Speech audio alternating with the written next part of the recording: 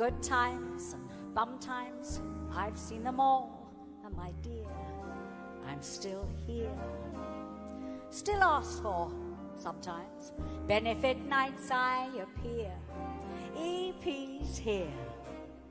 Outside I glitter on the street.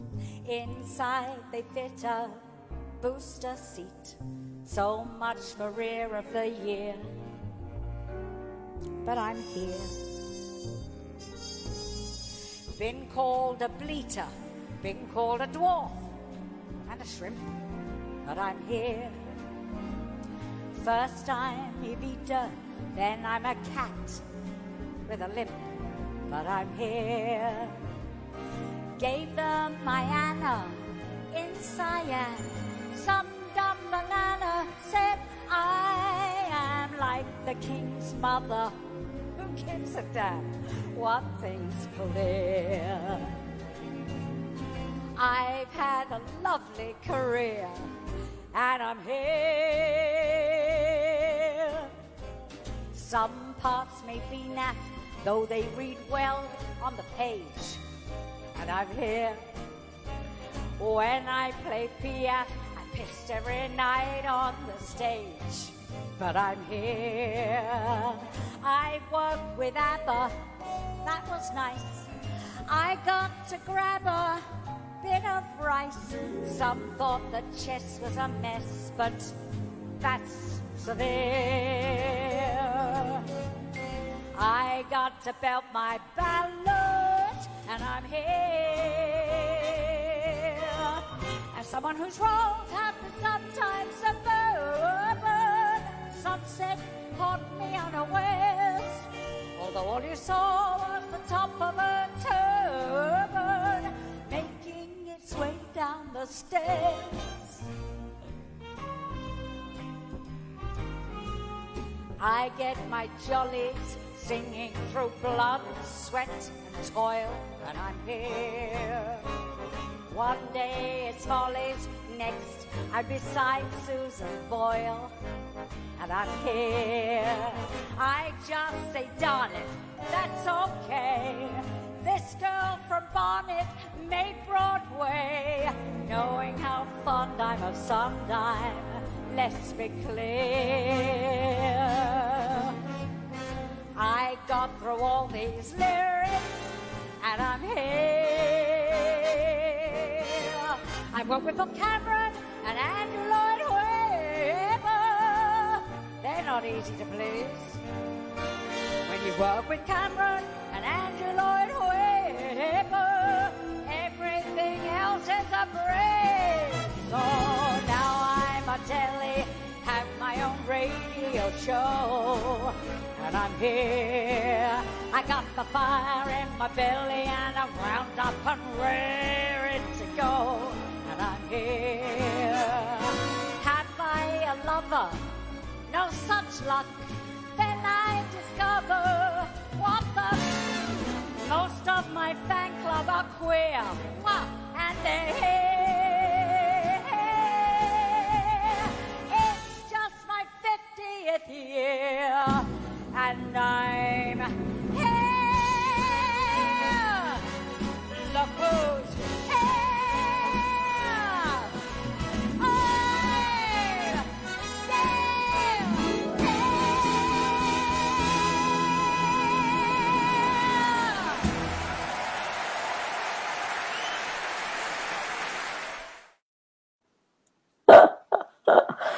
Well, isn't that sensational? Oh gosh, it takes one back, I gotta say, yes. Well, first off, welcome everyone, and thank you for joining me and my very special guest, the undisputed First Lady of London's musical theatre. Please welcome my friend, Miss Elaine Paige. Oh, it's great to see you, Richie. How are you doing? I'm doing great. How are you? I'm very well. I'm very well, thank you.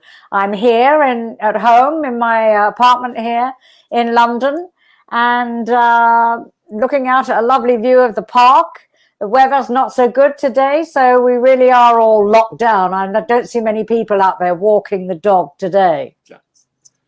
We're the same way here. It's a gloomy day here, but how are you dealing with every day. What's a typical day like for you right now? Well, you know, it's what is it? I get up in the morning, I shower, I have breakfast, I have my tea. I'd like to keep some sort of a routine, if you know what I mean, and some kind of structure to my life. So I kind of do the same things as I always have done first thing in the morning. But then having done that, then I would come in here into my office where I am now and look at my to-do list because I'm one for lists. And of course, there wasn't much on it initially when this happened. Now there's a few more things, but you know, what have I been doing? What's a typical day? Well, I suppose now what I find myself doing is I'm reading a lot more than I ever used to. Because it's okay. I haven't got to rush anywhere or get to another appointment. I haven't got to fill my day with all this scampering around like a lunatic. I think in many senses, that's one of the rather nice things about this enforced slow down pace of life, if you like, is that now we've got time, haven't we? Time to be able to, well, to just enjoy the simple pleasures of life, like sitting and reading a book or a bit of painting. I got the paints out, I had to go with that. And what else? Cooking. I'm enjoying cooking, getting the ingredients together and making a lovely supper. That's fantastic. I mean, it's all the things that in normal life, one hasn't got time to do.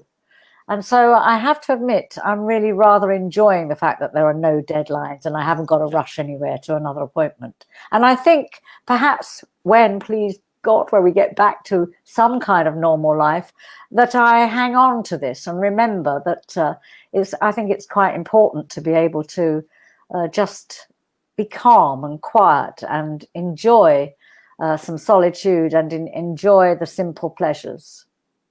You know, I think that's the big thing. When the new normal does come back, I think we're going to have had this time to like reflect with ourselves and do things by ourselves. And I think that's what's going to come back more than anything, is how we view our lives and just stay connected one-on-one when you're with somebody and be so present in that moment without thinking about the next thing you have to do.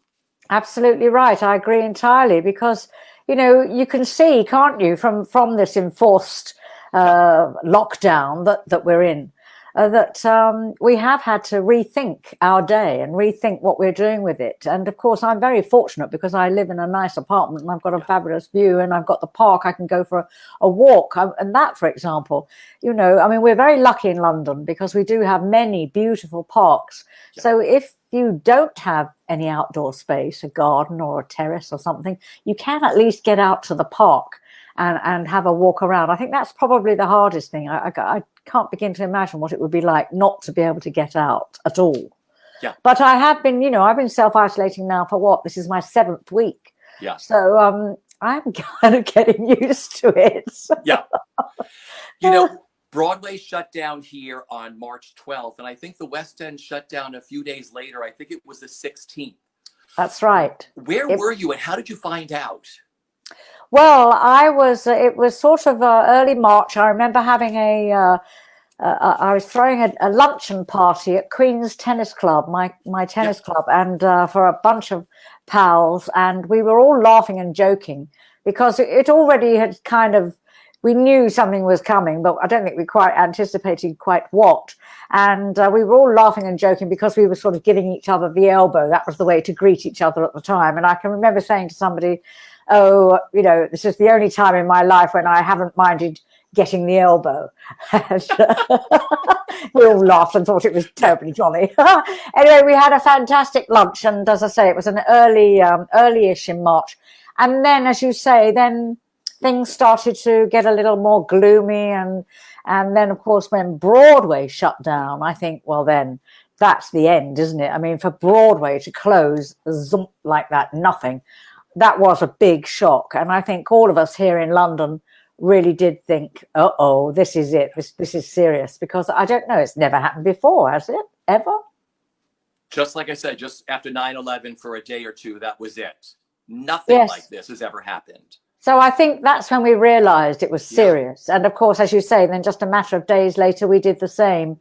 And then we were all asked basically to self-isolate and stay indoors. And it was about a week later, I think. But for me, the closure of Broadway, that was it for me. I thought, that's it. I'm not going out. I am not going anywhere. And I've been self-isolating ever since. I don't go out unless I go out for a walk. Yeah. I want to live. Are a lot of people wearing masks and doing the whole thing over there in London? Because we're doing it here. We have to do it here in New York. It's mandatory to wear a mask, to go into a store, to do anything. No, we are still being told here that they don't feel that it's necessary, and that the benefits are marginal as long as we social distance, you know, keep this distance, this 6 foot divide between you and the next person. They think that that's enough, and that masks are not that beneficial. Having said that, I happen to have one because for many years as a singer, whenever I've traveled the world on an aeroplane going to give a concert somewhere or other, wherever it was, I've always had a stock of masks here for that very purpose. I've never traveled on an aeroplane for, I can't remember how many years, probably 40 years without wearing a mask. And of course, I've been ribbed about it a lot, you know, and everybody teased me about it. But I've always done that because I personally think they are of a benefit. Yeah. And that you know, it can stop you catching anything, and it stops you in as well passing anything on. So, and it's always works well for me on my you know, trips abroad on the airplane. So I'm sticking with it myself. Yes. Yeah. But, you know, Londoners have always queued up. Everyone's sort of tasteful. They all know. I mean, here, everybody cuts a line and does whatever they want to do. But they've always been very structured over there. People get in line and they do things. So I'm sure it's easier over there than it is here. Well, as I say, when I go out for a walk in the park, mostly people are out with their dogs or little children or just alone or whatever. Yeah. They are keeping the social distance. The joggers don't seem to worry too much. They just jog on by, whether they're close to you or not. I keep wanting to say, get away, get away. But they just jog on by, and that's that. But mostly people here are not wearing masks. But I think it may change. I mean, who knows? It may alter all the time. I think because nobody knows quite what this is about, this virus, this terrible thing. New information is coming all the time. But for now, we're not. It is not mandatory to wear them. Got it. You know, this is the new now, talking on video, talking on a computer. You know, what's really great is that everybody in the creative world, you know, is putting out their concerts. You know, Andrew Lloyd Webber, the Royal Albert Hall celebration, which of course you were a big part of, his big birthday celebration, is running on the channel. The shows must go on starting this weekend. Actually, tomorrow, May 1st, it starts at 2 o'clock. It'll be available for free for 48 hours. You stopped the show twice that night in that concert. I think you sang Don't Cry for Me, Argentina from EVITA, and you did Memory from Cats. That's right. Absolutely. What made that night so memorable for you to be a part of that?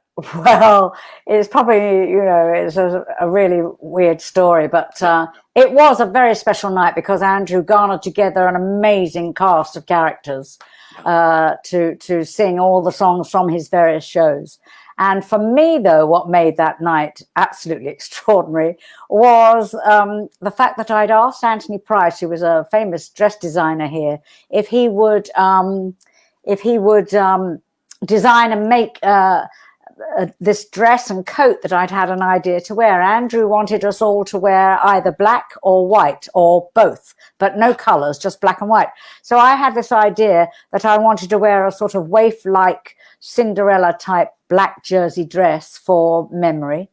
And on top of it, I was going to come down this long staircase wearing, it was a copy of a Dior gown, like a coat, a dress coat with a huge collar.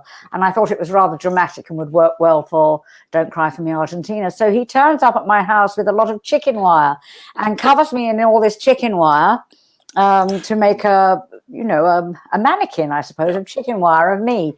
And then he cuts me out of it and off he goes. And a month goes by and I haven't heard from this chap at all about my costume for the evening. And so we ring up and say, how's it going?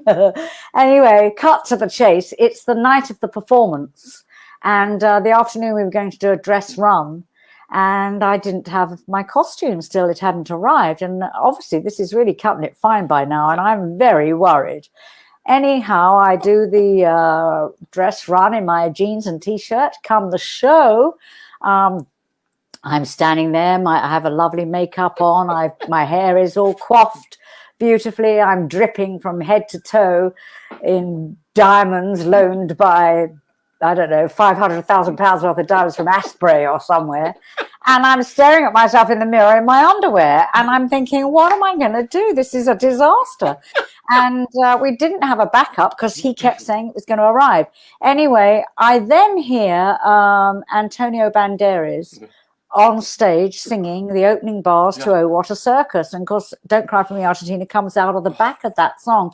And I reckon that his song was about 4 minutes, let's say. It still hasn't arrived. Anyway, eventually the dressing room door opens and in flies my assistant with the dress, and we're dragging on the dress, trying to get it all done up. And would you believe it? It's like 6 inches too small. Too small. It doesn't fit. So we get a pin, get a nappy pin, get anything. They're sewing me in, they're pinning me up. There's mayhem. They put a cummerbund around the middle to get me on so that it doesn't show that it doesn't fit. And all the while I'm sharing a dressing room with Glenn Close, who's sitting at the other end of the dressing room, and she's looking at me with her mouth wide open thinking, what the hell is going on here? Anyway, so my assistant and I pick up this long dress and we run the circumference of the Royal Albert Hall. It's a huge place, you know. Yeah. And so we're belting round the hall because the entrance is the other side to where my dressing room is. And I arrive heaving for breath, my heart pounding in my breast to deliver the 2 lines off stage prior to walking on to do the song Argentina. I'm completely, heaving and out of breath. It's a nightmare. The whole thing is a nightmare. I managed somehow to do it. And then I sort of think, right, wait a minute, gather yourself. Take a deep breath, and I try and muster all the grandeur I can, to walk down the stairs to the microphone. And when I get to the microphone, I notice that the stagehand has left the microphone up 6'6" for whoever was singing in it before me, and I'm only 4'11". So I'm thinking, if I can't unscrew this microphone, we're going to have to stop. Luckily for me, I was able to unscrew the microphone and brought it down to my height, and just then I waited for maybe a little longer than I would normally wait, because I just needed the time to calm myself. Because the adrenaline rush was such that, everything was clattering and banging in my body. So when you see it, if you think that I'm taking a long time to start, that's the reason, because I just belted halfway around the Royal Albert Hall. But nevertheless, when I started to sing, I think the adrenaline as well, rush, I just fell out of me. It was one of those performances where it just worked. That's my memory of that evening, was the dress. Yeah, your performance is flawless. I have to go back and watch it again with what's going through your mind. Well, now you know that story and you see it, you'll begin to wonder, because there's no trace. You can't really see that I'm het up or bothered in any way. But boy, was I! I mean, my heart was pounding. It was very, very frightening indeed, and the closest call I think I've ever had. Wow. Yeah. That's amazing. But it was a wonderful evening, and as you will see, there's so many marvelous performances, and a thrill to be in such company. Yeah. Well, you have given us so many memorable and glorious performances throughout your career. So let's just chat about some of them and just tell me what comes to mind, a great story, or, pardon the pun, a memory. Oh, ba-boom. But a bump. There's nothing more special than a debut. We were talking before we went on live today. Your first debut before you hit the West End was in Roar the Grease Paint in the tour, right? Yes. What do you remember about that? Because you thought the show was going to come into the West End, right? What's your favorite memory of that show? Well, of course, I was very young. I was about 16 or 17 years old. It was my first ever professional engagement, and it was a Leslie Bricusse, Anthony Newley musical. There next to follow Stop the World, I Want to Get Off, Royal the Grease Paint. And we were on a sort of out of town tour to fix various things and to work it in, you know, prior to a West End run, which is what we thought. But of course, it didn't quite happen that way. And we didn't make it to the West End at all. I mean, it was a wonderful show. There's some fantastic score. Who Can I Turn To? And there's some just, you know, Cy Grant sang Feeling Good comes from that show. You know, the song that's so attached and famous by Michael Bublé now comes from this wonderful show. And it was my first ever experience of being in the theatre. So it was magical. I loved every minute of it. It was my first experience as well of working with Gillian Lynn. As choreographer. It was her first ever choreography job and my first ever job at all. So that was she was a taskmaster and used to crack the whip. But I remember Gilly saying to me, you must always work hard, you. And she gave me the confidence to think that, you know, maybe I, you know, should do what she said and always have. So, of course, it was many years later when I worked with her again on Cats, but 20 or more years in between. Yeah. Well, you made your West End debut in the musical Hair. Yeah. What do you remember about that opening night? Well, that was a very special show indeed, Hair, because it was so radical, wasn't it? It was a radical, the first ever protest musical, and it was, what can you call it? It was sort of a psychedelic milestone, really. So to be part of that was so innovative. Nobody had ever seen anything like this in the theatre, musical theatre in this country ever before. And to be part of that was very special indeed. I remember lots of things about that show, but I was understudy. I was very much in the tribe. I mean, again, I was just sort of starting out. It was my first show in the West End, and I understudied Sheila, who gets to sing Easy to Be Hard. I did actually go on a couple of times for her. But again, I remember particularly during the run that Jeannie was off, the pregnant one was off, and so were both her understudies. And so the company manager comes to me and he says, "Oh, Kate, you're the best bet. Come on, you've got to go on." And I said, "But wait a minute, I'm not understudy for this role. I don't know this role. I'm understudying for Sheila, not Jeannie." And he said, "No, I know that, but come on, you're going to do this tonight." And it was terrifying. And I remember coming up out of the trap door and singing, "Welcome, sulfur dioxide," you know, and somehow, by osmosis, I guess, I'd remembered the lyric, which was an absolute miracle. But of course, the dialogue scenes were a different matter because I hadn't a clue what went on in the dialogue scenes. So I literally was standing in the wings, looking at the script and trying to sort of get some idea of the gist of the scene before going on to play the dialogue scenes as Jeannie, that was a big nightmare. And I can remember thinking, I am never going to be an understudy ever again. It is too stressful. You also had to be naked in Hair, right? Yes, well, it was one of those things. It was voluntary. You didn't have to do it. But of course, and I was a bit of a wimp, really, I suppose. I think all my fellow cast members had all done it, all of them. And I was the last in the show. And everybody said, "Oh, come on." And they started to rib me and give me a hard time about it. And I remember saying to Gary Hamilton, was this rather tall, handsome young chap in the show. And he said to me, "Do you want me to stand at the back and hold your hand for a bit of moral support?" I said, "Oh, would you? That would be fantastic. Thank you so much." And he said, "Yeah, sure, I'll do that." And so he dutifully stood next to me. Came the dreaded moment where we had to unzip this sort of Velcro stuff and appear reborn out of this disgusting sort of sheet thing, leaving all our clothes huddled underneath.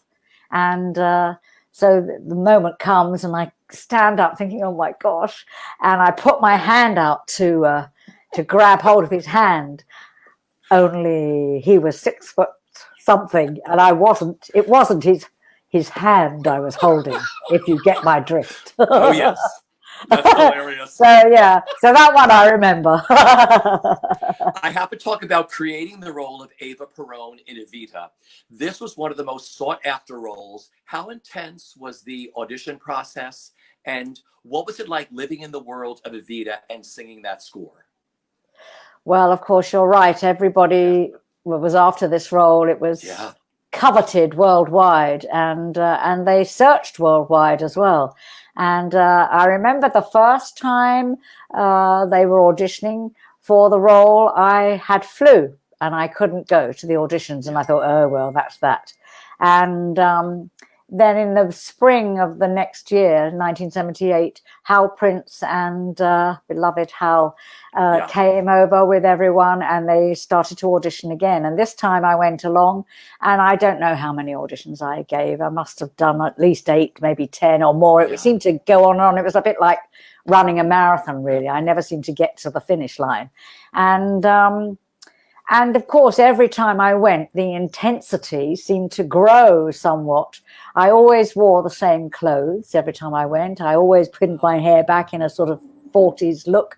And I wore this sort of little blue print dress that I bought at Kensington Market. It was a genuine 40s frock and high-heeled shoes. And I always wore the same thing every time I went, thinking that maybe they would remember me because I was the girl wearing that dress and those shoes kind of thing. And this went on and on and on for weeks and weeks and weeks. And the final auditions were just before Easter weekend. I was called to Andrew's apartment here in London, Eaton Square. And there was Hal and Andrew and Tim Rice and myself and Andrew at the piano. And he said to me, okay, come on, sing a Rainbow High again. He said, because this one, you know, sets the men from the boys, because it's a tricky song with such a huge range.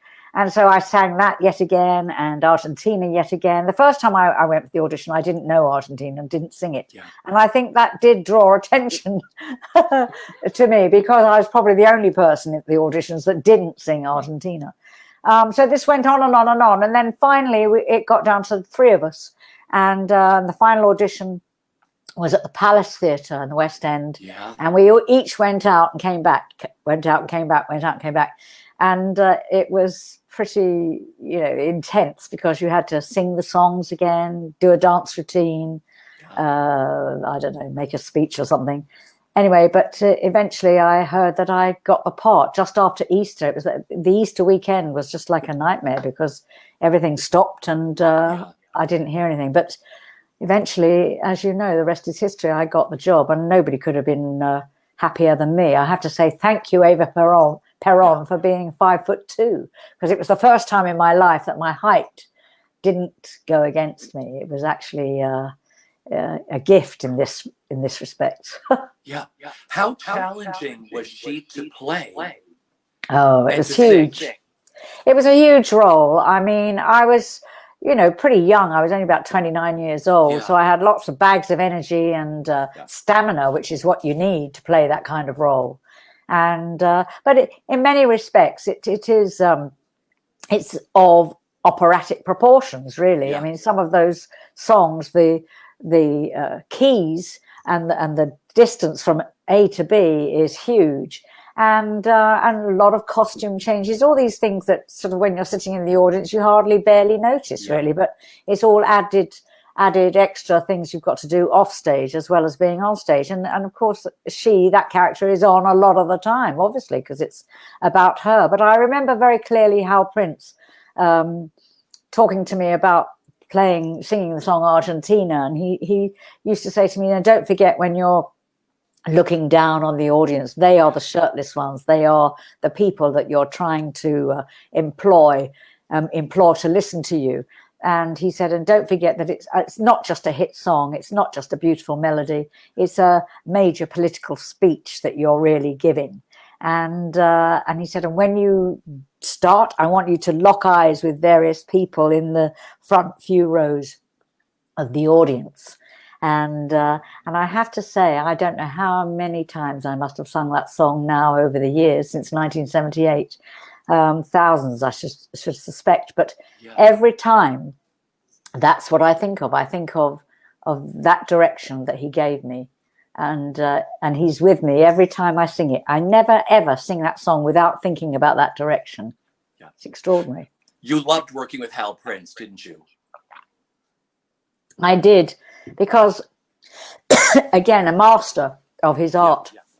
And he paid such attention to detail. I mean, even, you know, anybody in the chorus that really didn't have a character as such, he would talk to them and say, I want you to go home tonight and create a character for yourself. I want to know who you are, where you come from, how old you are, if you've got brothers and sisters, do you work, are you sing? You know, he encouraged everybody to work on the detail of character.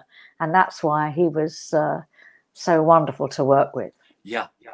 Originating the role of Grisabella in Cats and having a top 10 hit with Memory. What did that song mean to you then, Memory, and what does it mean to you today? Oh, my goodness me. Well, you know, it's a strange set of circumstances, my coming into Cats, because I was originally nothing to do with it. I was resting, as they say, from my stint in EVITA and had no connection with it whatsoever. One night I was coming home in my car and it was midnight because the DJ said, I'm going to play the whole of Andrew Lloyd Webber's new theme to his new musical Cats after the midnight news. And so I just heard, you know, a fragment of this fantastic melody, beautiful tune that somehow connected with me immediately. And I just arrived at my house and I jumped out of my car and ran to the front door. And I thought, I've got to tape this, you know, so that I can play it again and again because it's so stunning. And I opened the front door, just about to open the front door, and I looked down and I see this mangy old black cat sort of slowly walking toward me. And my mother always said to me, if a black cat crosses your path, it brings good luck. So I was trying to urge this cat to cross my path, across my legs, which I managed to do. And I opened the door and ran in and set the tape recorder. That's how long ago it is. We had tape recorders. Set the tape. And I looked back and I'd left the door open and the cat had followed me in.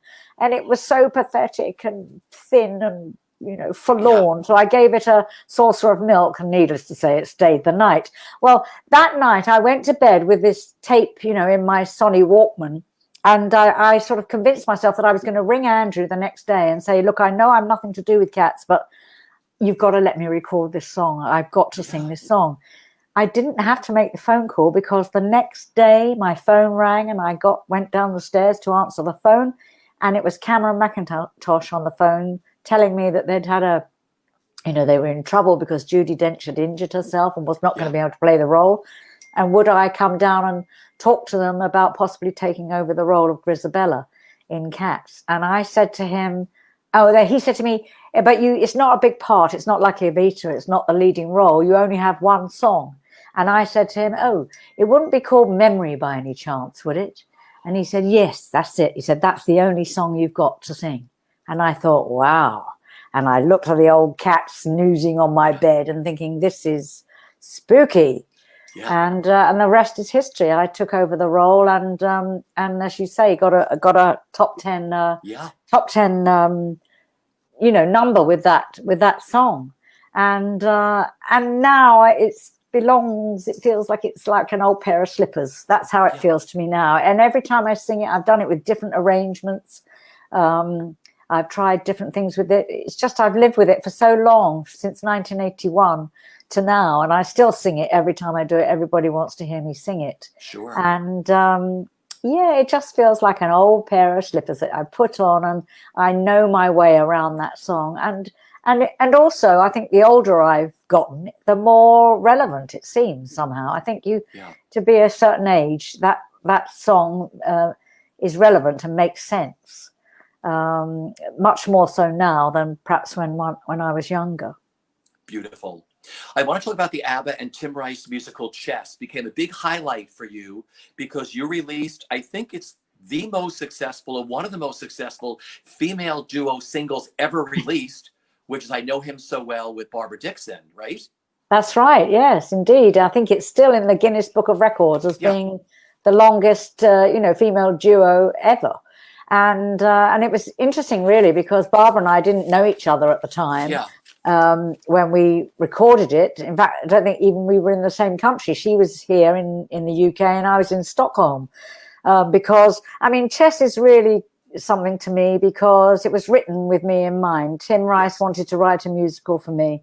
And so I was part of a part of the creative process, if you like, right from the get-go, from the inception of the show, because he and I would go over to Stockholm every weekend and do sort of workshops with Benny and Bjorn in the famous Polar studios. Yeah. And we'd work out different keys and who'd sing what and work on different songs, different lyrics, whether it should be for this character or that, you know, with Tommy Korberg. And we spent every weekend working and writing. So it was very exciting for me to be part of that creative process. And then, of course, Barbara and I, she recorded it in London. I was in Stockholm. And like Jesus Christ Superstar and Joseph and all the other Lloyd Webber shows that Tim had done, it came out as an album first. And it was relatively, I could say, a success, because Murray Head had a big #1 hit, I think, in the States with Bangkok. Yeah. And then we went on a European tour, which was just brilliant, with a London Symphony Orchestra. So we had like 70 musicians behind us. Benny and Bjorn were in the rock band on stage as well. Tommy Korberg, Barbara, and we just stood in a line and we just, you know, sang it as a concert all around Europe. And it was a huge success and really did sort of launch the album. And then, as I say, Murray had a #1 single, and then they released I Know Him So Well. And Barbara and I would watch it climb up the charts little by little. I think it was released in the December, and by March it was #1. So they were heady days indeed, as you can imagine, to be working and, you know, alongside Tim and ABBA was just, and that score, I mean, for me to be able to sing that score, those melodies are, well, they're operatic. It's just, I think, for me, it's and I know I'm biased, obviously, but I think it's the greatest score of the 1980s in musical theatre. Yeah. Because the songs from that show, I remember on MTV, it was huge, your duet here. I mean, it was huge. Murray's song and your song was just, every 5 minutes they played it either on the radio or on MTV as a video. It was really spectacular. Well, it was one of those shows. I mean, and very unusual in the sense, especially here. I don't know about in America, but certainly here, to get a #1 hit single out of a musical theatre show is unheard of. I don't think it had ever been done before, actually. So that was very unusual.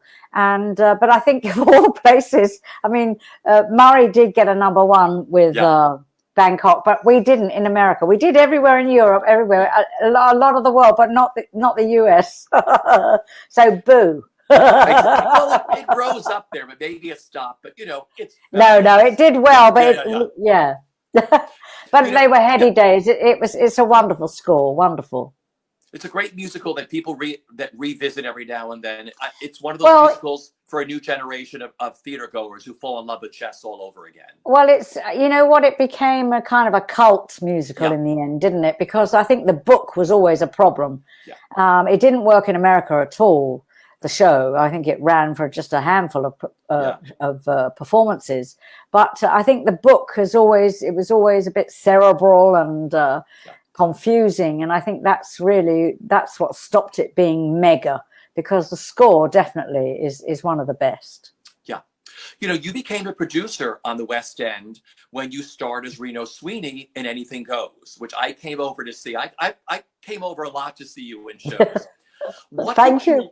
What did you learn from wearing both hats as the star and a co-producer? Yeah, it was interesting because it was difficult, because there was a conflict all the time, instant conflict. You know, 1 minute I was thinking about being the cost-cutting producer, I suppose, or cost-conscious, I should say, cost-conscious producer, and then of course on the other hat one wears was from the artistic standpoint.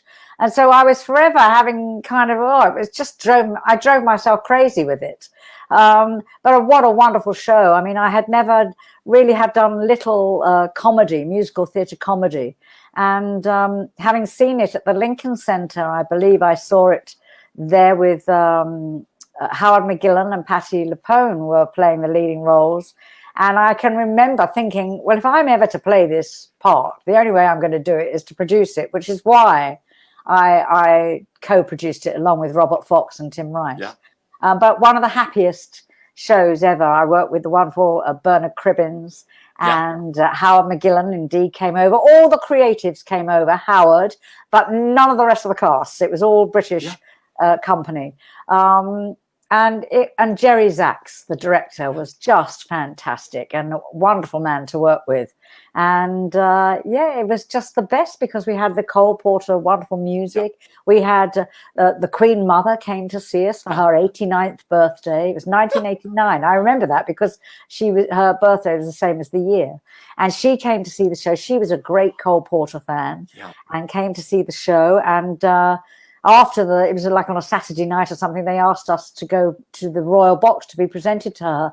And so we're running up the stairs and, been tapping and dancing and singing and whoop-de-doing for 8 shows, as you do. And it's Saturday night, you're knackered. But anyway, I went up there and the lady in waiting presents the Queen Mother to us. She said, Her Royal Highness, Queen Elizabeth, the Queen Mother. And I had decided before I got there that I was going to, because she was the Queen Mother, I was going to do a very deep curtsy. And of course, so I took her hand and I went down a very deep curtsy. And I got down there, but I couldn't get up. I got cramp. It was awful. And I was stuck down there. And I was kind of looking up at her, wobbling around, And the Queen Mother is looking at me thinking, what is she doing? What's the matter with this girl? And eventually she sort of winched me up and looked at me in the eye. And everybody's looking at me as if to say, whatever's the matter with her? It was highly embarrassing. And the Queen Mother had winched me up. And then there was a terrible silence. And she looked me straight in the eye and she said, I thought things like that only happened at my age. Which I thought was absolutely brilliant because she was 89 and I'm the one on the floor with cramp. It was really very funny. So it was a memorable night. I mean, seriously, what a great story. Probably then you were horrified the night of, but wow. Sorry? You were probably horrified that night being stuck down there. Oh, it was a nightmare, I can tell you. I mean, highly embarrassing. But what made me laugh was that this old lady of 89 years old was the one to winch me back up. She pulled me back up. She was a strong woman. Yeah. I mean, how many people have that story? No one. You do. That's my story. No one can tell that one. Yeah. Then there is your magnificent performance as Edith Piaf in Piaf. Again, I was over there to see you do this. I mean, you were on stage for almost 3 hours. Yeah. In that, I mean, how challenging was she to play and just to do? It was extraordinary, that piece. It was a play initially that the Royal Shakespeare Company had done here with Jane Lapater playing the leading role in the same year that I was playing Eva Perón. And I thought, oh, how weird. EP. Anyway, and so many years go by and I was sorry because I hadn't been able to play it. And then I was looking for something to do. And my agent said to me, why don't you read this play by Pam Gems? It's fantastic, which I did. And so I bought the rights to it and went to Sir Peter Hall to direct. Yeah. And we put it on, and it was the most wonderful experience in all its ghastliness as well, because it was a fantastic play, wonderful acting role. But Peter, because I could sing, he said, oh, I know there's only snippets of music in it. Yeah. Oh, why don't you sing the whole song? And I go, okay. And then we get to the next little musical interlude, and he'd say, oh, well, no, go on, sing the whole song. So before we knew it, we were singing the whole song of 12 songs along with the play. So you're absolutely right. It was over 3 hours long and exhausting to play because I was having to kind of, deal with her despair, if you like, through from 15 years old to her death at the very young age of 43. And this woman lived a crazy life, and she was into drugs and alcohol and, she had arthritis and so she was taking pills to kill the pain for that. And so her life was pretty complex. And obviously, this lifestyle that she led, it killed her. And I can tell you that playing her nightly nearly killed me as well, because it was a very emotional roller coaster ride. Once I was on stage, I was never off. And with the added the play itself was pretty demanding, but then on top of that, then we had, these extra 12 songs. So it was a marathon, but gosh, it was one of the most fulfilling things I think I've ever done as an actor, because I was able to go places that no other role had afforded me, really, until that came along. Yeah. Well, you made your stunning Broadway debut as Norma Desmond in Sunset Boulevard. What do you remember about that opening night? I mean, that, debuts only happen once. And I mean, that must have been so thrilling for you. Well, I've got to tell you, a very, very special night for me. You've got to remember, this is 10 shows and 18 years down the line from EVITA. It took me to make my Broadway debut in Sunset Boulevard. And so you can imagine it was very, very special indeed. And the New York audience, I remember clearly, they welcomed me with an embarrassingly generous ovation. And I remember walking down that staircase, the first entrance, about to deliver the line, "Why are you so late?" And I couldn't get the line out for the commotion that was going on. And I stood there for some long time thinking, how are we going to start?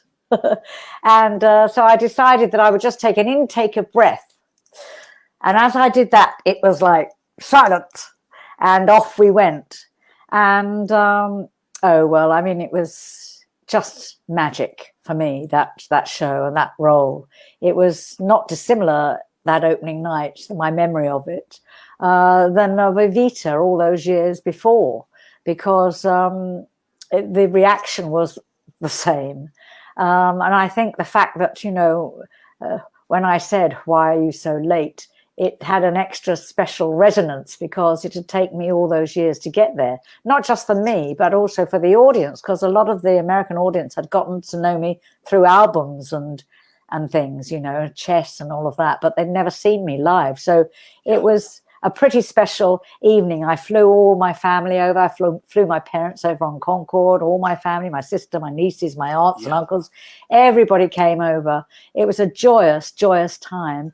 The whole experience, really, because I made some great friendships while I was there in New York with Alan Campbell and James Dybus, and so many wonderful people in the company. It was a very happy, happy time in my life.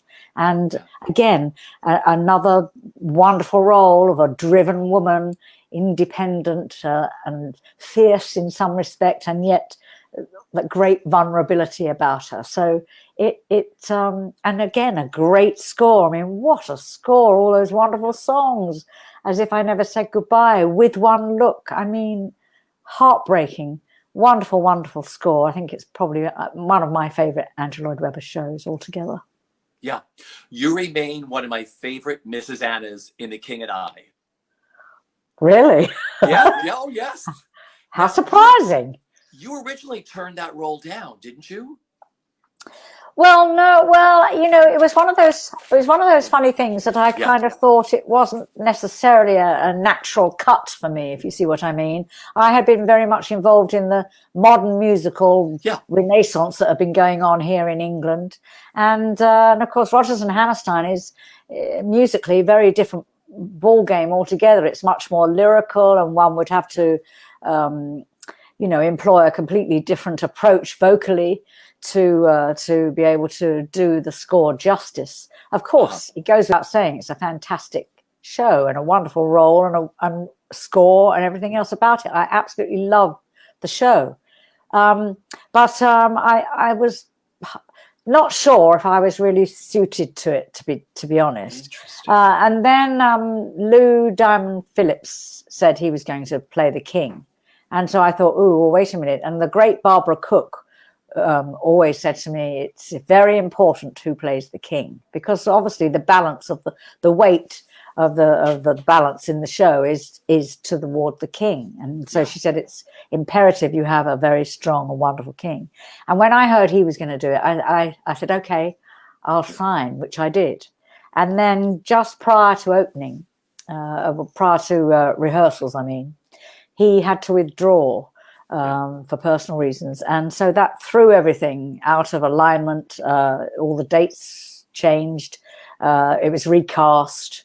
I was not sure whether to stay or to go. I stayed, and probably I shouldn't have done, because the king that they did employ, then after 3 months with him, he had to leave. He had to withdraw for family reasons. And so I was left with, well, I seemed to have a king every couple of weeks. So I found myself rehearsing all day, every day, and playing the show at night. And it became an absolute, well, taxing is an understatement. And eventually, I mean, it got so ridiculous. I had so many kings. I called it The Kings and Me. Because there were too many kings I was rehearsing with all the time. So this is probably the only show in my career that has not really been particularly happy and was very, very difficult for me. But I'll tell you, you were glorious. Like I said, I was over there. I saw you at the Palladium in this. It's so funny how an audience sees something totally different. Well, you wouldn't know about the backstory, you see. Exactly. But no, I mean, it's a glorious role and fantastic score, but it was an unhappy experience, I'm afraid, I have to admit. Yeah. Well, you've taken on some of the most iconic Stephen Sondheim roles, Mrs. Lovett in Sweeney Todd, and of course, Carlotta Campion in Follies. Yes. How challenging and how rewarding is it singing Sondheim? Oh, my goodness me. Well, Sondheim, what can you say about Sondheim? Mr. Sondheim, I mean, he is iconic. He is the master. Yeah. And initially, I suppose I would have been about, well, I was a schoolgirl, a very young schoolgirl, and introduced to West Side Story. That was my introduction to Stephen Sondheim. And so in many senses, he and that show, anyway, West Side Story, was my inspiration and the reason why I do what I do. I wanted to do it. I thought, wow, what a fantastic thing to be able to do. I would never have guessed that many years later I would have the privilege of actually performing in one of his shows. And initially I was asked to come over to the New York City Opera to play Mrs. Lovett. And I suppose pitting myself up against trained voices from the opera world was really something.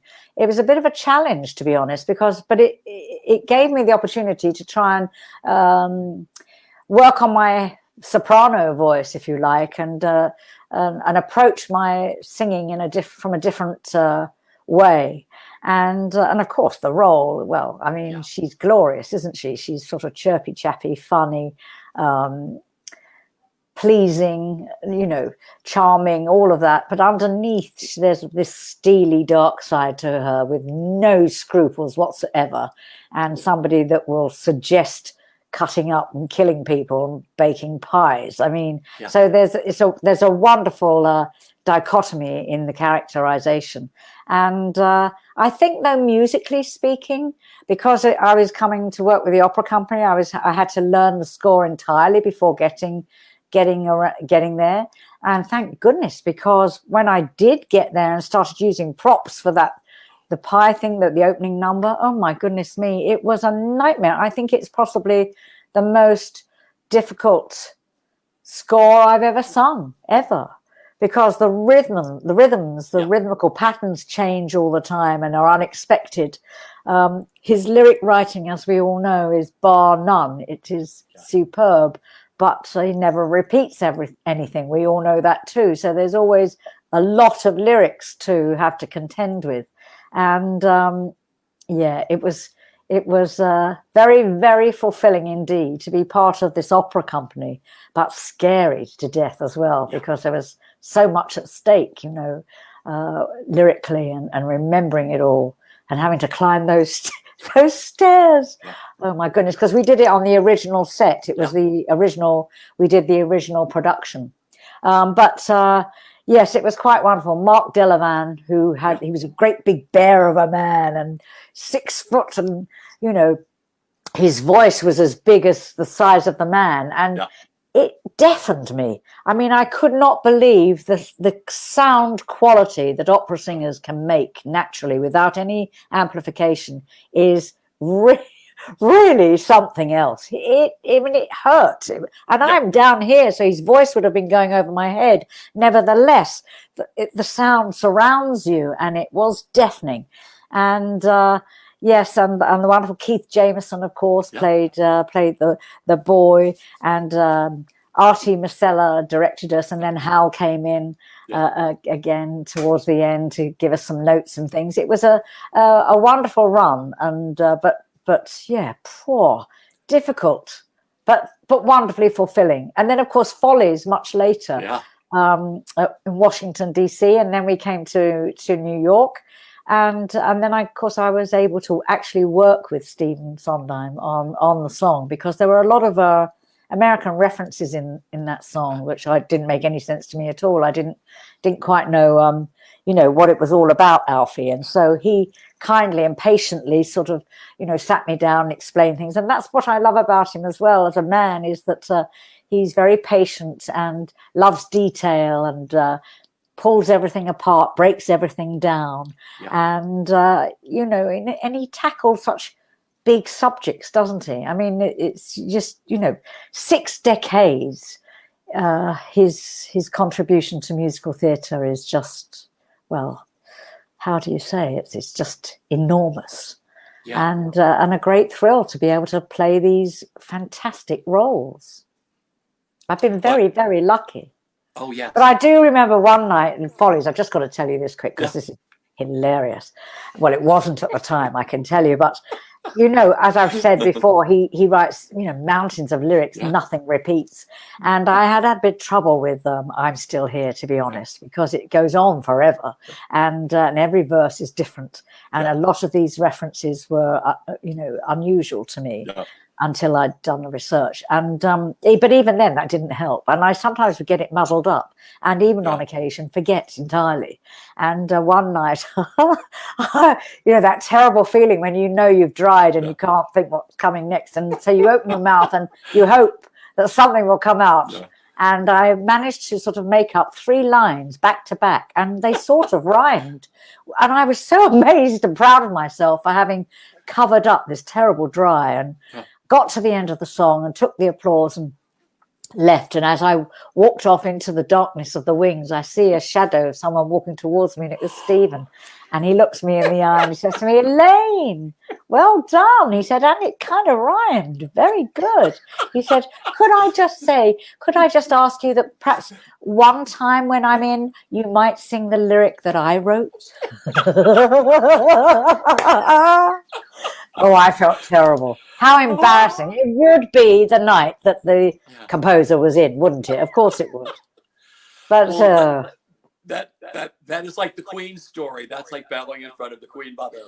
Yeah, everything that shouldn't go wrong goes wrong for me. Yeah, you can bet your bottom dollar. Well, that leads us into your 50th anniversary farewell concert, where we just ran at the beginning of this interview. We ran you singing "I'm Still Here" with special lyrics that Mr. Sondheim wrote for you, right? He did. I know, what a gent. Especially as I never seem to remember any of his lyrics. He was jolly. I thought it was jolly nice of him to to rewrite, especially for me, "I'm Still Here" for my 50th anniversary concert. Yes. I mean, that was, he's a gent. And you got through it all. Well, I did. But then it was about my own life, so it was not so difficult to remember. That night must have been so special for you. I think you had 60 pieces of the BBC Concert Orchestra, right? I did, indeed. Yeah. Yes, I did. Yeah, it was exceptional evening for me. Pretty frightening, because basically it was a retrospective of my career to date, over 50 years. And so, of course, a lot of the music, a lot of the songs, the material in it were the big thumping ballads from the musicals that I've done in the past that everyone wants to hear. And of course, 50 years on, as you get, one gets a little older, it gets a little more difficult to do, because they're big things, and require a lot of energy and a lot of emotion. But it was definitely a very, very special evening, and everybody came. I mean, Stephen wasn't there, I don't think, but certainly Tim Rice and Andrew Lloyd Webber and a lot of my fellow actors and people I've worked with over the years all came to support me, and it was a really wonderful party afterwards as well. We all gathered together and had a wonderful knees up at the end. So yeah, it was a special evening. Yes. Are you done with touring? Will you still tour a No. bit? No, I do still tour. This time last year, I was in New Zealand and Australia. I go out there every couple of years. Then last autumn, just before all of this, I was in Ireland. I did a few dates out in Ireland, which went down an absolute storm. And I'm at the moment sort of thinking about recording a new album with Cliff, and hopefully we shall, if we get around to making it, of course. I mean, everything now, it's so difficult to plan anything at all, but Sure. no, I like to do concerts, but and I like it because I can work out how many I do at one go and much time I get off in between to rest the voice and so on and so forth. So I'm more in control of what I can do with concerts. So yes, I very much am still doing it. I love it. Although I haven't done anything for a while, and the longer I stay housebound, I mean, I begin to wonder if I will ever get out there again. I quite like this semi R word. I love it. You know, now in its 15th year, you bring so much joy to is it 2.5 million listeners each week? The radio, on BBC Two, right? It's BBC Two Radio. BBC Radio 2 every Sunday. It goes out lunchtime here at 1:00. But I think over there with you now, you can get it on Broadway.com. I think it goes out at like 10 in the morning or something like that. Every Sunday morning, live. So you get it live. And yes, it's the most fun because basically it's what I'm doing with you. I just sit there and chunter on and chat about this, that, and the other. And, you know, spill a few beans of wisdom now and again if my producer is so inclined to give me some information, and which she's very good. And it's just taken off because, you know, unlike you have what's the show you have over there all the time 24/7 about musical theatre? I sat in for it once when I was there doing Broadway, doing Follies. We have a lot. You have it all the time. We don't have it. You know, BroadwayWorld. Well, we're still a quaint little UK. You know, we don't have all these different stations, so many as you. And so this is really the only musical theatre radio show that we have here in this country, and everybody loves it. I mean, is that we've got a wide audience from you know, young children, young kids, right up to, you know, late 80s and 90s. Everybody listens to it. It's a family kind of audience, and it's great fun to do. I must say, I love it. And Jess Rickson, who is my producer, is such a great lady and loves musical theatre. So between the two of us, we put together this show that I must say, yes, has captured the imagination of the British public anyway. And certainly now it seems with this kind of ability with digital doodah, whatever this is, all around the world. I've even had a letter from a monk in Peru who manages to listen up there in the mountains. I don't quite know how he does it, but we don't think we should go into that. No, but it goes everywhere. That's the great thing. You have a huge following over here with your show, Elaine on Sunday. Just so you know, we love it here. We love it here. You know, speaking of children, you do so much for charity. I know one of your biggest charities is the Children's Trust. Yes. What does charity work mean to you? It means helping others. It means service. It means giving back. I know it's all a bit of a cliche, but that's what it is.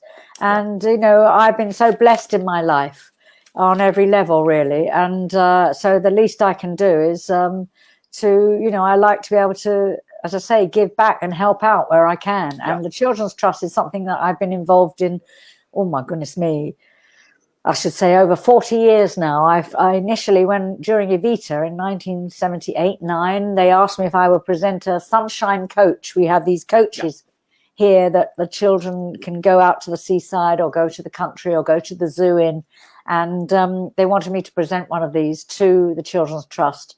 And so I did. And that's when I first got to see around the establishment. It's a house that's been converted into a sort of hospital facility for children that have cystic fibrosis, that can't breathe, children that may have had brain damage through some road accident or other, or born with brain damage. And it's a most fantastic organization of wonderful nursing, and everybody, you know, looks after these children and their families as well. So what they've done is they've managed to build around this house accommodation so that mum and dad and other siblings can go and spend time and live within the grounds with the child while they're having their treatment and so on and so forth. So the families aren't split up. And this was the original one in Surrey, in Tadworth in Surrey. And now there are tentacles all around the country of this same charity, helping children up in north of England and in Scotland and Wales, everywhere, all around the country. It's grown and grown and grown over the years. And it's one of the first charities that I was involved in. So, that's one of several, but close to my heart because it was the first. Beautiful. Finally, what have you learned about yourself staying at home during this lockdown? Gosh, what a question. Good question.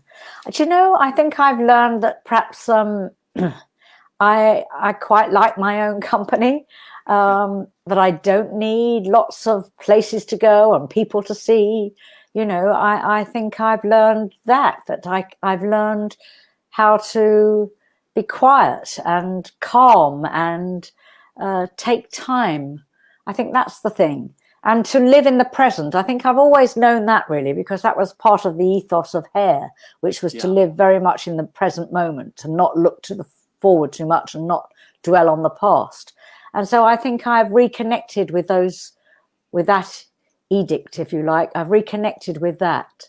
And so it's a nice feeling to have no pressure and to be relaxed. I mean, to not have to rush somewhere. And, you know, so I think I've learned that I don't need all that stuff that goes on out in life, parties and people and places. And I've learned that, I think, that perhaps I don't need as much of that as perhaps I thought I did.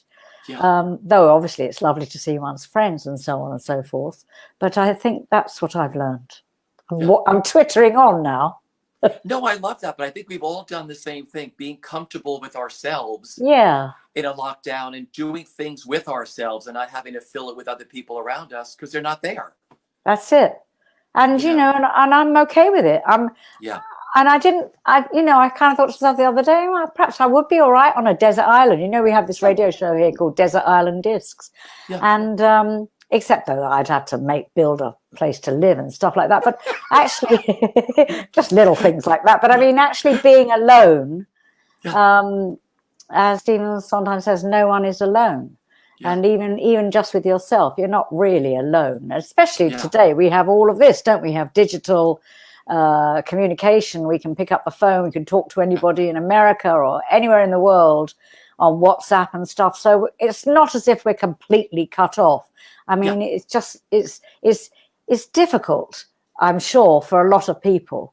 But I'm trying to look on the positive side of everything and think to myself, okay, what can I do with my day today to enhance this day that I've got of being alone? What's it going to be?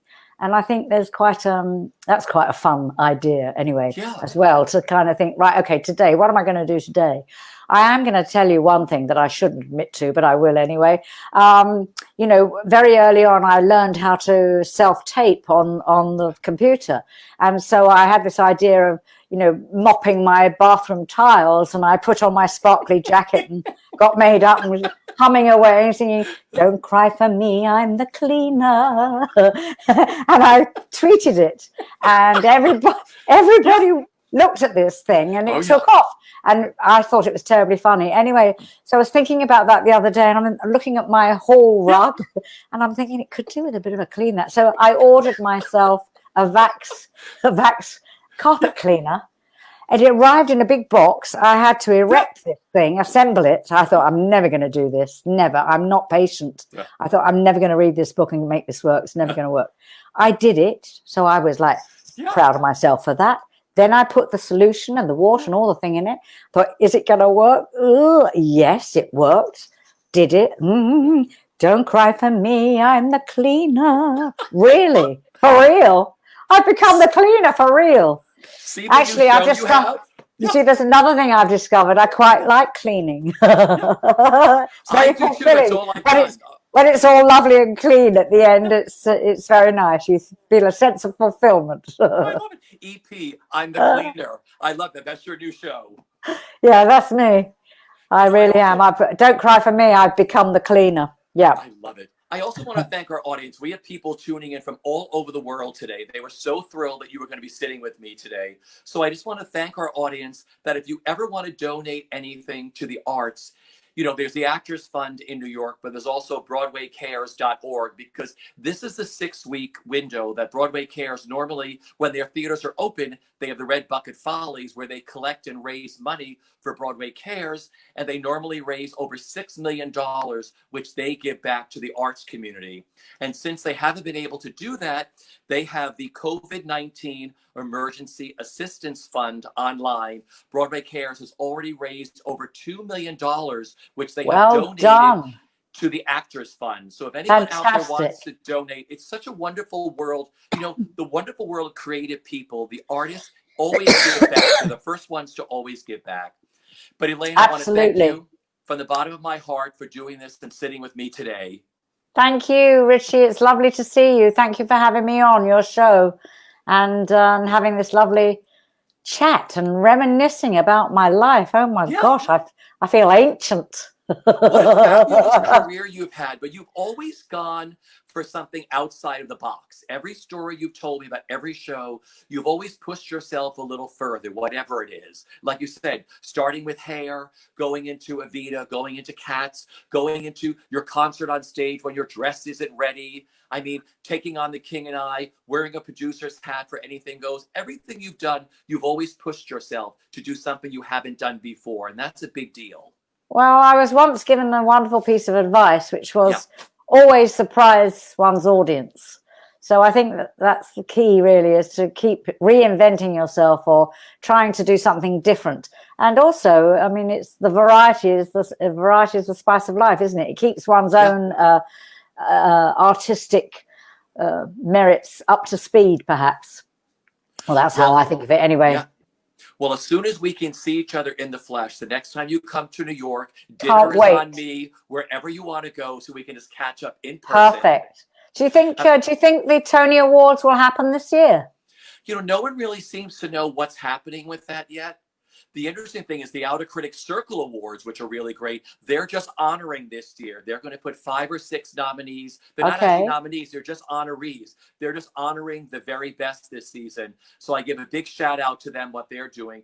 And I guess once the theater comes back, the Tonys will decide what they're going to do. But I think it's all about honoring this year.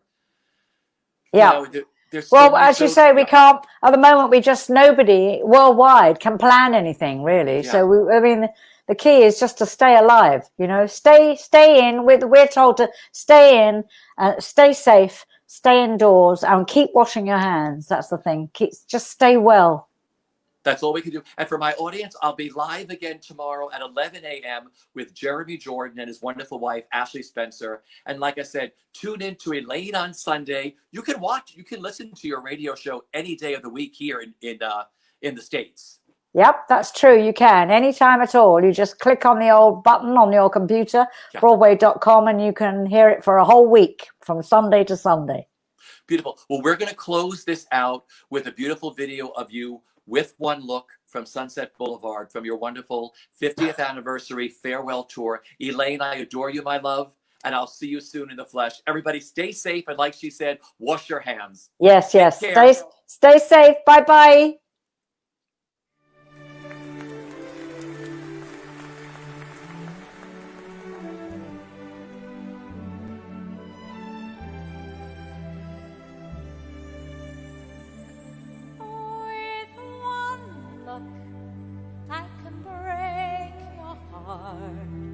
With one look, I play every part. I can make your sad heart sing. with one look you'll know all you need to know. With one smile, I'm the girl next door, or the love that you hungered for. When I speak, it's with my soul. I can play any role. No words can tell the stories my eyes tell. Watch me when I frown. You can't write that down. You know I'm right. It's there in black and white. When I look your way, you'll hear what I say. Yes, with one look I put words to shame. Just one look sets the screen aflame. Silent music starts to play. One tear from my eye makes the whole world cry.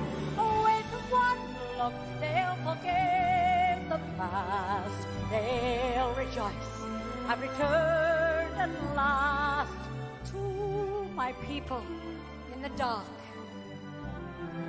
Still out there in the dark.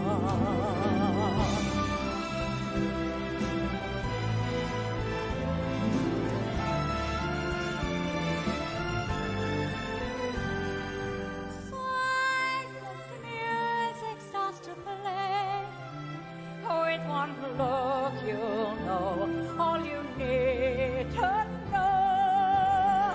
With one look I'll ignite a blaze. I'll return to my glory days. They'll be your best back at last. This time I'm staying for good. I'll be back where I was born to be.